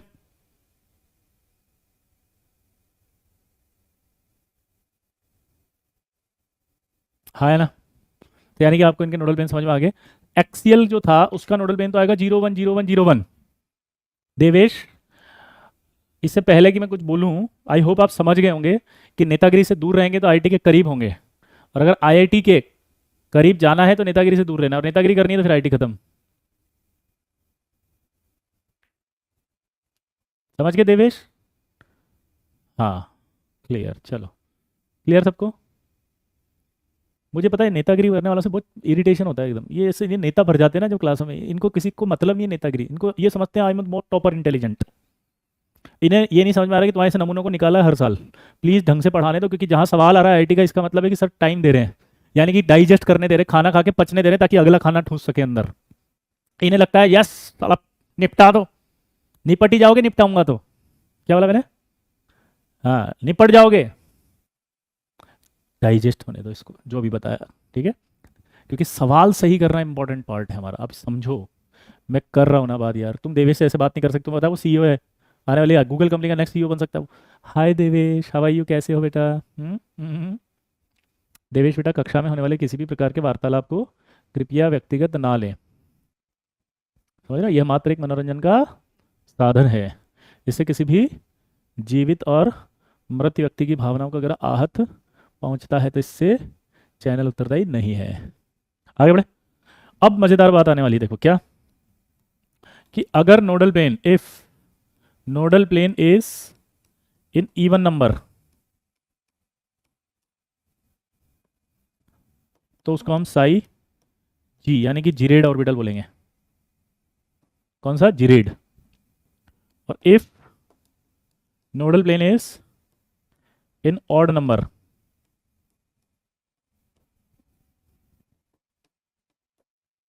तो उसे साई अनजीरेड बोलेंगे।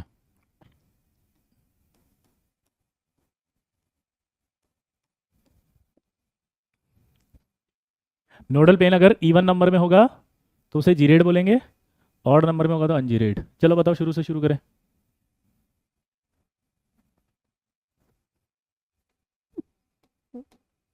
चलो जीरेड बताओ, इसमें कौन है?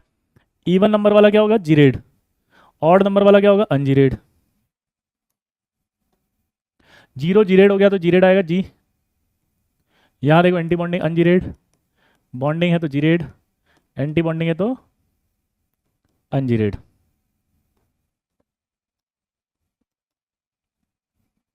उधर आओ, ये क्या लिखा है? जी जीरेड आएगा। यहाँ क्या लिखा है? नोडल प्लेन 1 यानी अनजीरेड आएगा। आई होप आप जीरेड अनजीरेड समझ में आ गए होंगे। जीरेड अनजीरेड ऑर्बिटल्स का मतलब होता है ऐसा ऑर्बिटल जिसमें एक्सिस के अलोंग सिमेट्री होती है। जीरेड किसे कहते हैं? ऐसे ऑर्बिटल जिनमें एक्सिस के अलोंग सिमेट्री होती है जीरेड कहेंगे, और अनजीरेड किसे कहेंगे? जिनमें एक्सिस के अलोंग सिमेट्री नहीं होती है। अब इसमें निकाल के बताओ।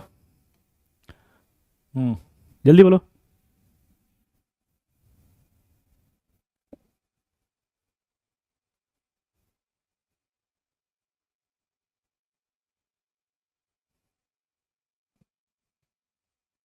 यहां देखेंगे तो क्या आएगा?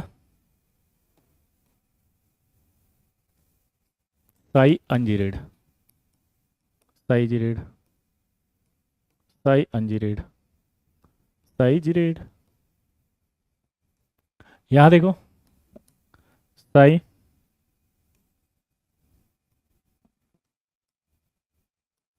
Ungeared, Sai geared, Sai ungeared है। ये क्या हुआ? हाँ सॉरी, देखो उधर साई अनजीरेड, साई जीरेड, बस ये वाला तो अलग से लिख दिया अपन ने। आई होप आपको साई जीरेड अनजीरेड समझ में आ गया होगा। हम्म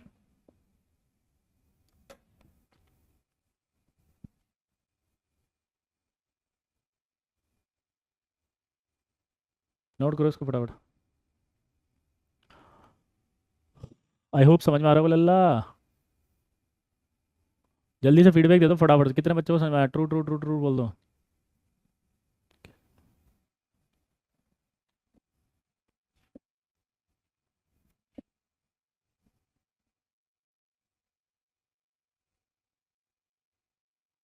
अब एक और चीज़ है, जब ऑर्गेनिक में आपको सेंटर ऑफ सिमेट्री पढ़ा दें सर, तो जीरेड का मतलब ऐसा होगा जिसमें सेंटर ऑफ सिमेट्री पाई जाएगी।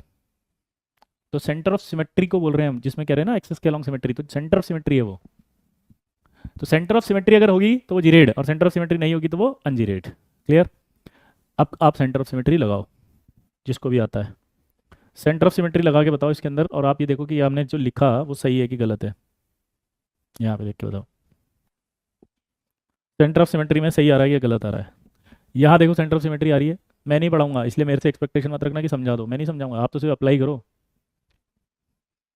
यहाँ सेंटर ऑफ सिमेट्री आ रही है इसलिए जीरेड है, यहाँ सेंटर ऑफ सिमेट्री नहीं आ रही इसलिए अनजीरेड है, क्योंकि दो साइन हो गए तो वैसे ही सेंटर ऑफ सिमेट्री नहीं होगी। लेकिन इस तीसरे में अप्लाई करके देखो अब। हम्म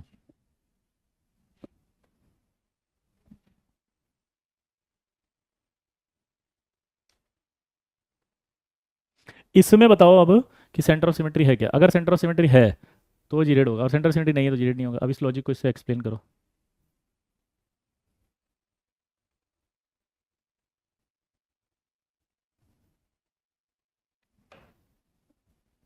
इसमें गड़बड़ आ रही है। आप जब इसमें सेंटर ऑफ सिमेट्री लगाएंगे तो गड़बड़ आएगी, क्योंकि ये आंसर नहीं बनेगा।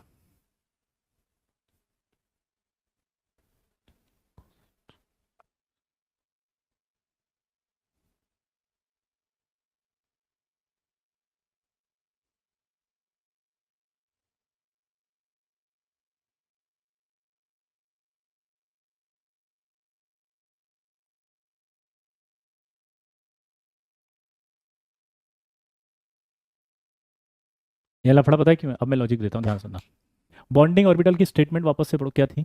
बॉन्डिंग मॉलिक्यूलर ऑर्बिटल वो होता था जिसके अंदर, जल्दी बोलो, बॉन्डिंग ऑर्बिटल वो होता था जिसमें इलेक्ट्रॉन की प्रोबेबिलिटी न्यूक्लियस के बीच में बढ़ती थी। That is bonding. ये फील लेनी है कि यहां पर इलेक्ट्रॉन की प्रोबेबिलिटी घटी है, this is not the part of bonding. तो अगर मैं इसको छुपाऊंगा तो आप देखोगे कि पहले जैसा दिख रहा है सारा का सारा, और पहले जैसा दिख रहा है तो जो पहले के लिए लिखे हुए वही आएगा इसके लिए भी। पहले में लिखा है बॉन्डिंग तो यहाँ भी बॉन्डिंग आएगा, पहले में लिखा है नोडल पेन जीरो तो यहाँ भी जीरो आएगा, पहले में लिखा है आपका जीरेड तो यह भी जीरेड ही आएगा, क्योंकि ये पार्ट कंसिडर नहीं होगा। क्या बोला जल्दी बताओ? ये पार्ट कंसिडर नहीं होगा जो छोटा है, क्योंकि बॉन्डिंग वो होता है जहाँ इलेक्ट्रॉन डेंसिटी बढ़ती है, घटती नहीं है। यहाँ घट गई, जो घट गई है वो पार्ट ही नहीं है बॉन्डिंग का। अब सेंटर ऑफ सिमेट्री लगा आ जाएगी। दिस इज द कॉन्सेप्ट जिसकी वजह से आधे से ज़्यादा निपट जाते हैं। अगर आप सीओएस आता और ये लॉजिक पढ़ लेते तो मज़ा ही नहीं आता।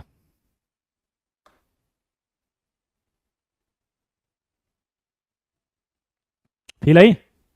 अरे फील आई तो लिख दो यार, कम से कम इतनी अच्छी चीज़ बताइए, दुनिया में कोई नहीं बताएगा है।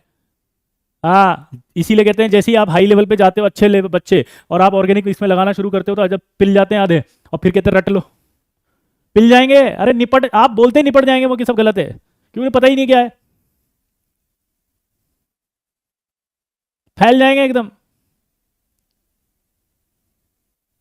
दूसरे वाले में देखो, अब यहां भी जब आप देखोगे तो यहां पर बड़ा अजीब सा कंफ्यूजन आएगा। तो इसमें भी वही लॉजिक है कि अगर एंटी बॉन्डिंग बनता है तो इसका मतलब कॉन्सेप्ट क्लियर है कि वहां पर इलेक्ट्रॉन की डेंसिटी कम होती है, वहां इलेक्ट्रॉन की डेंसिटी कम होती है। और अगर कम होगी तो वही पार्ट एंटी बॉन्डिंग का, कहीं बढ़ गई तो वो पार्ट एंटी बॉन्डिंग का नहीं है।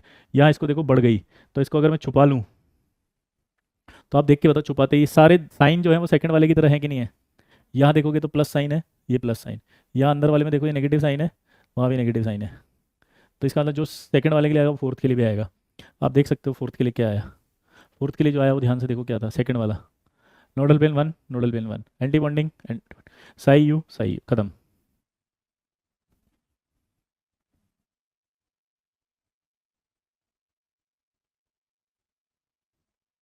फील नहीं आ रही यार आपको? यहाँ पर देख के बताओ आप, यहाँ देखो प्लस प्लस आ रहा है। अगर ये प्लस प्लस आ रहा है तो क्या होगा?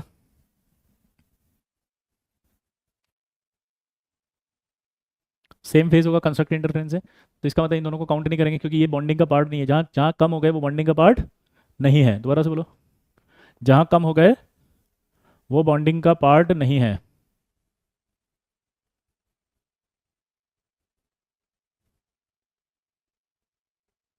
तो इसका मतलब ये दोनों छुपा दो, ये छुप गए। तो ये जो पहले आ रहा था वही आंसर आएगा। देखो नोडल पेन जीरो, साई जीरेट और बॉन्डिंग। दूसरे में आओ, यहाँ रिपल्सन है, रिपल्सन होगा तो एंटी बॉन्डिंग होगा। तो ये छोटा है, ये छोटा है, ये अगर छोटे हो गए तो क्या हुआ? ये अगर छोटे हैं तो क्या हुआ?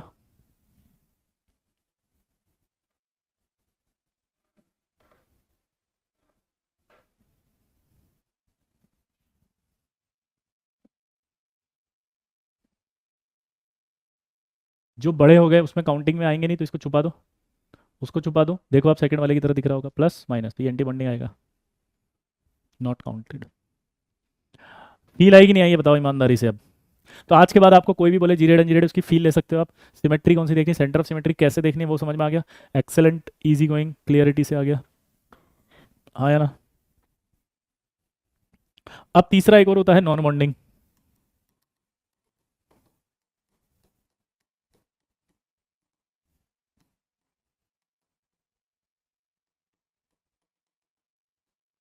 नॉन बॉन्डिंग मॉलिक्यूलर ऑर्बिटल किसे कहते हैं? जो ओवरलैपिंग पॉसिबल ही नहीं है ना वो। कैसे? देखो ये आपका एस ऑर्बिटल है, ये मैंने पी ऑर्बिटल बनाया, और हमने कहा कि if x axis internuclear axis है, यानी कि इनकी बॉन्डिंग किस पर है?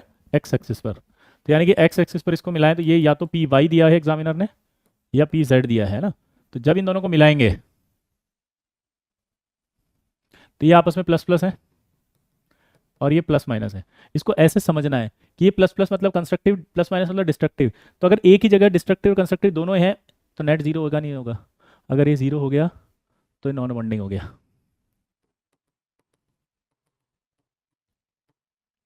अगर ये जीरो हो गया तो क्या हो गया? ये नॉन बॉन्डिंग हो गया। तो अगर इसी तरह का एक सवाल वापस आ जाए कि ये पी एक्स है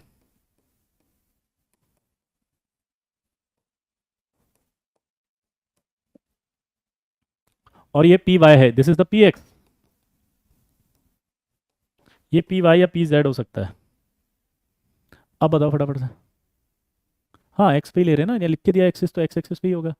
तो एक्स एक्सिस पे तो ये तो तीनों एक्सिस पे है, पी वाई तो उसके परपेंडिकुलर ही होगा ना। वापस मिलाओ इनको, मिला के देखोगे तो ये ऐसे मिलेगा।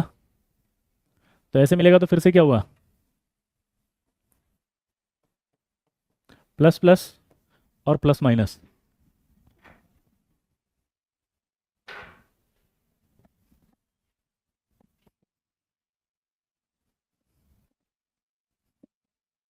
प्लस प्लस प्लस माइनस क्या बनेगा? Non bonding.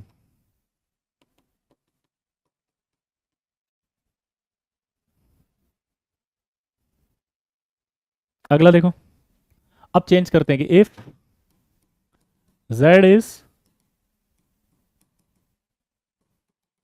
Internuclear axis, if Z is internuclear axis, तो बताओ ये आपको दिया उसने एग्जामिनर ने डी एक्स वाई,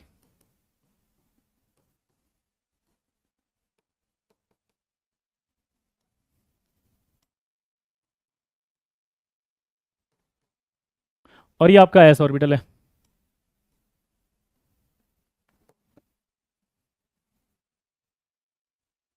अब ये बताओ क्या बनाएगा। देखो ये एक्स हो गया, ये वाई हो गया, तो तीन एक्सिस को 3D में देखना सीखो। ये तीनों एक्सिस ऐसे होती हैं, एक्स वाई और जेड। तो अगर मैं इसको एक्स और वाई ऐसे बना रहा हूँ, तो ये जेड मेरी तरफ आएगा नहीं आएगा थर्ड। तो एस ऑर्बिटल जो गोला है वो इस पे आएगा जेड से ऊपर से, ये जेड से इसके ऊपर आएगा ऐसे। तो अगर वो ऐसे आएगा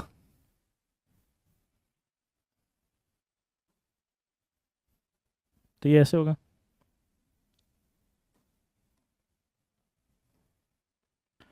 ये एस ऑर्बिटल इसके ऊपर ऐसा आया, ये पीला वाला। तो ये बॉन्डिंग कौन से होगी, नॉन बॉन्डिंग होगी या नहीं होगी। This is called non bonding. समझ रहे हैं आप शायद। आई होप आपको नॉन बॉन्डिंग समझ में आ रही होगी। नोड वाली कंसिडर नहीं करते हैं। हाँ बेटा अविरल, अब यहाँ पर एक सवाल दिया एग्जामिनर ने, करके बताएंगे। क्वेश्चन है कि इफ, पहले तो क्वेश्चन है ट्रू फॉल्स वाला, बोल रहा है कि if z is internuclear axis then dx square minus y square and dxy form non bonding molecular orbital. ठीक है। दूसरा क्वेश्चन दिया कि if z is internuclear axis then dx square minus y square और dxy फॉर्म नॉन बॉन्डिंग। अब मुझे बताओ इस स्टेटमेंट में ट्रू और फॉल्स, ट्रू और फॉल्स। चलो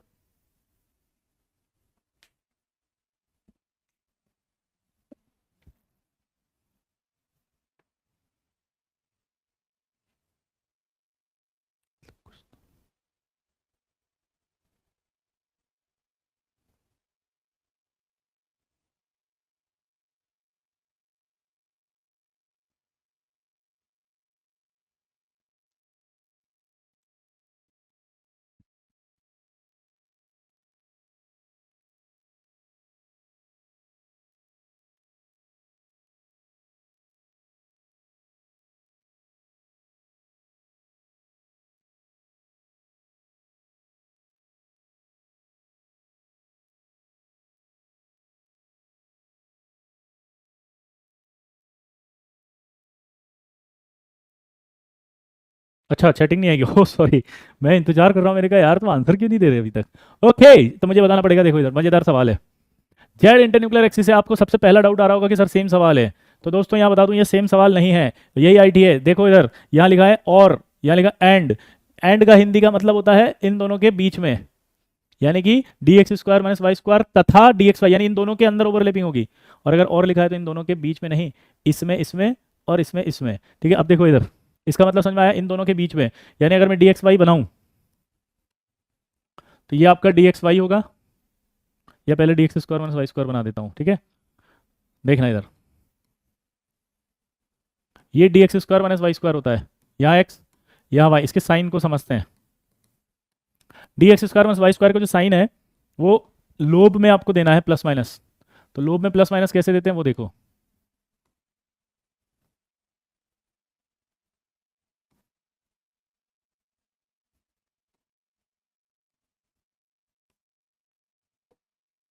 अगर आप ये लोब को देखो तो एक्स एक्सिस पर है, ये वाली लोब एक्स एक्सिस पर है, तो यहाँ एक्स पुट करो तो एक्स की वैल्यू पॉजिटिव आएगी। पॉजिटिव का स्क्वायर करोगे तो पॉजिटिव। और ये लोब वाई पर नहीं है, इसका मतलब वाई की वैल्यू जीरो आएगी। तो यानी पॉजिटिव और ये जीरो, तो यहाँ साइन कौन सा बना, पॉजिटिव साइन बना इस लोब का।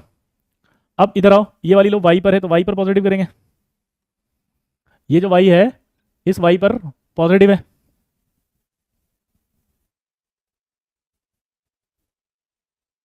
ये जो वाई दिख रहा है ये वाई पर क्या है, यहाँ रखोगे तो पॉजिटिव। पॉजिटिव का स्क्वायर करोगे तो पॉजिटिव, लेकिन माइनस से मल्टीप्लाई होते माइनस हो जाएगा, तो ये माइनस हो गया। यहाँ देखोगे तो ये माइनस एक्स बनेगा और ये माइनस वाई बनेगा, है ना। ये आपका माइनस एक्स बन गया अब ये पुट करो माइनस एक्स से, तो यहाँ पे माइनस स्क्वायर करेंगे तो प्लस बन जाएगा वापस से, और ये वाई की वैल्यू 0 आएगी क्योंकि ये वाई पर है ही नहीं, तो वापस से माइनस माइनस प्लस हो गया। ये वाई है, माइनस करा, स्क्वायर करा माइनस का तो प्लस, लेकिन माइनस से मल्टीप्लाई हो तो फिर से माइनस हो गया। तो ये साइन होते हैं इसके, प्लस प्लस और माइनस माइनस। अब ये एक्स है, ये वाई है, तो जेड कहाँ होगा, बाहर की तरफ यहाँ पे, ठीक है। अब एक्स और वाई कहाँ होते हैं, एक्स और वाई इनके बीच में होंगे, यानी कि ये यहाँ आएगा, यहाँ आएगा, यहाँ आएगा, तो ये ओवरलैपिंग हुई कहाँ है, तो बीच में आ रहे हैं, तो इसलिए नॉन बॉन्डिंग बनेगा, ठीक है। लेकिन अगर आपसे कहा अगले वाले सवाल में, ध्यान से सुनना, अब अगला सवाल क्या था, और लिखा हुआ है, और का मतलब है या तो ये करे आपस में दोनों, और या फिर ये दोनों आपस में करें। तो अगर ये दोनों करते हैं तो ये एक्स है, ये वाई है, जेड इंटरन्यूक्लियर एक्सिस बाहर की तरफ है, ये जो है जेड एक्सिस बाहर की तरफ, यानी वो इसके ऊपर आएगा, ऐसे जेड से आएगा, dx y ही आएगा ऊपर। तो दो तरह से आ सकता है, अभी अपन ने पढ़ा था, एक तो सेम फेज में और एक अपोजिट फेज में।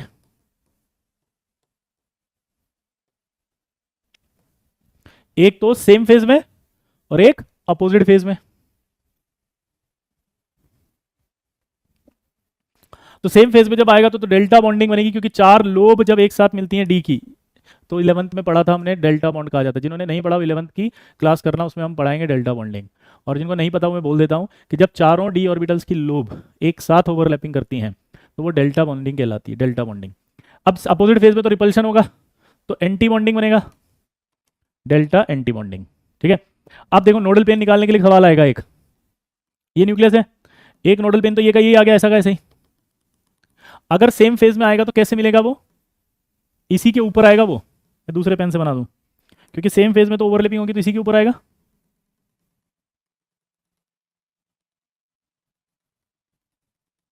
ये सेम फेज में आएगा तो इसी के ऊपर आया, तो नोडल पेन दो ही होंगे, एक ये वाला, एक ये वाला।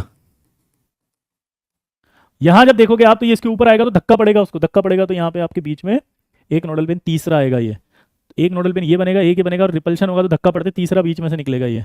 तो एंटी बॉन्डिंग में नोडल पेन जो होंगे वो 3 होंगे, ठीक है। एंटी बॉन्डिंग में जो नोडल पेन होंगे वो 3 होंगे, ठीक है। चलिए भाई दोस्तों, आई होप आपको bonding, anti bonding, non bonding समझ में आ गया। बहुत अच्छा सवाल है, जी एडवांस में आते हैं ये दोनों सवाल। अगली क्लास में हम पढ़ेंगे energy level diagram of O2 molecule, ठीक है। बाय।